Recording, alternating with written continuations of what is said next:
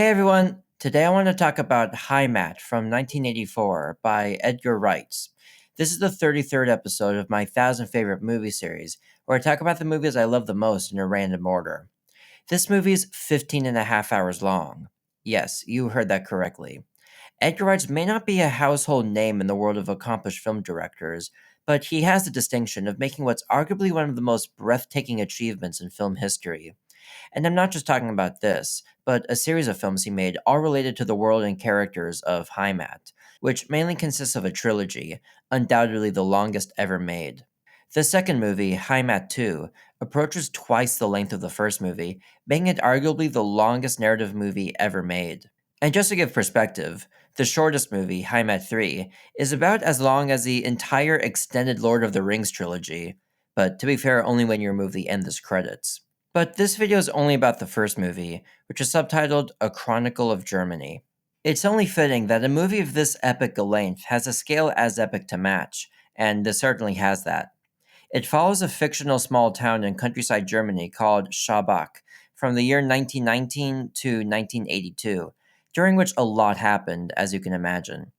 The progress of the city goes hand in hand with one of its families, the Simon family, as some of its members become prominent players in its political and economic development. The movie doesn't really have an overarching story, because life doesn't.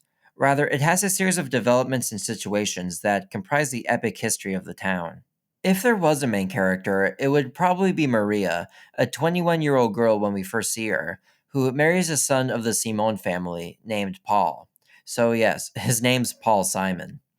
Anyway, they have two sons, Anton and Ernst, but Paul suddenly leaves town unannounced to run away to America, leaving her by herself.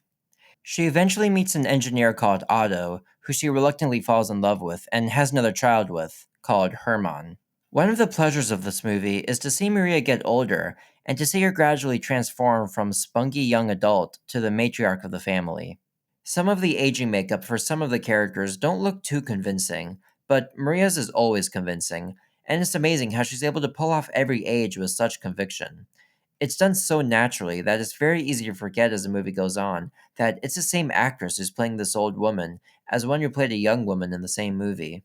However, the movie does a good job of not just focusing on one character, but on several different characters, one of the most memorable of which being Edward, Paul's brother, partly because of his long face. He marries a prostitute called Lucy and brings her back to the village, becomes a Nazi to appease her high society tastes, and becomes a mayor with a big house. He is also friends with another memorable character, a boy with one eye who has one of the funniest looks and stares, and uses his one eye to become a skilled sharpshooter.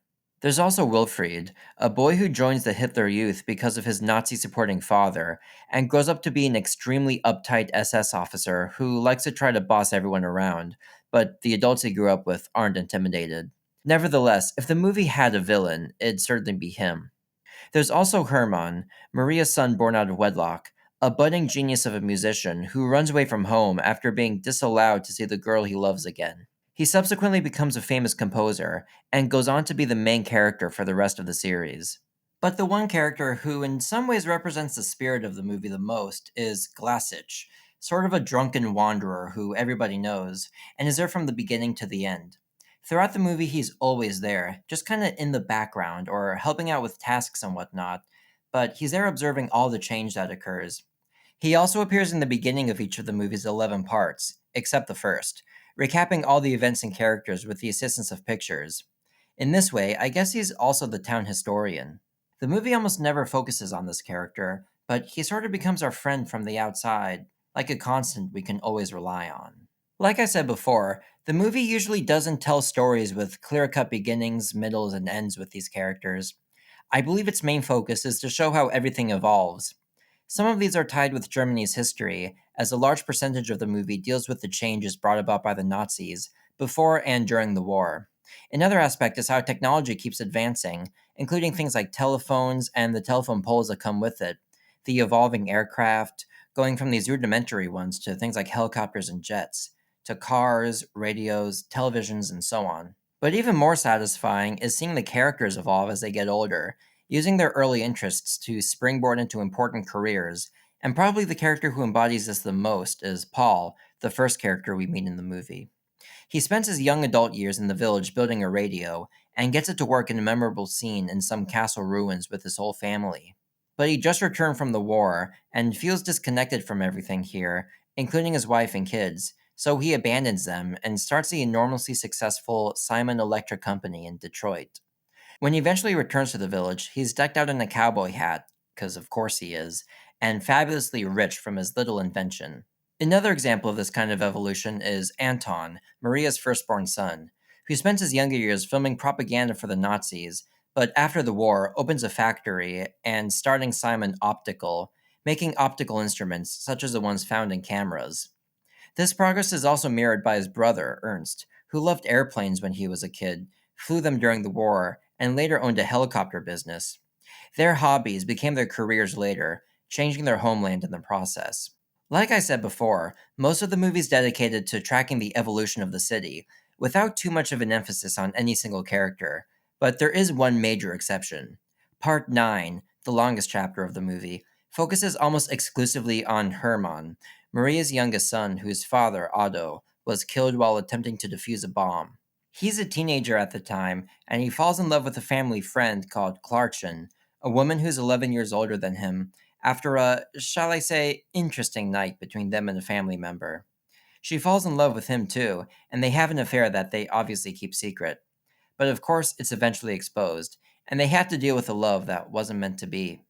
Narratively, this is the most engaging section of the movie, as well as the one with the most emotional ending, with Herman playing the organ out of frustration and leaving the village. It's so good that it becomes the backbone for the unbelievably epic sequel, the second Heimat. It's also great because it shows the dark side of this tight knit community and how these kinds of places can crush people when you step outside of the orthodoxy. On the flip side, this episode also kind of exposes what I might consider to be the single flaw of this movie, which is the missed potential to really flesh out some of its large cast of characters. Of course, I'm not asking for this to be longer than 15 and a half hours, but it's hard not to get the feeling that what was done to Herman to have us emotionally invest in him could also have been done to some of the other characters if the movie didn't have to jump around so much. But of course, I'm just nitpicking. The scope of this movie is so grand and ambitious that knocking it for not giving us even more would be a little silly.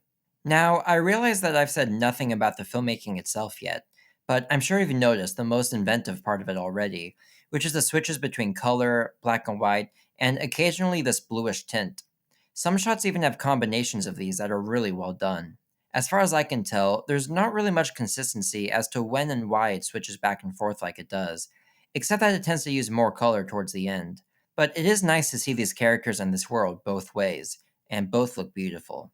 Now let's get into my favorite moments, and there were a lot to choose from as you could imagine.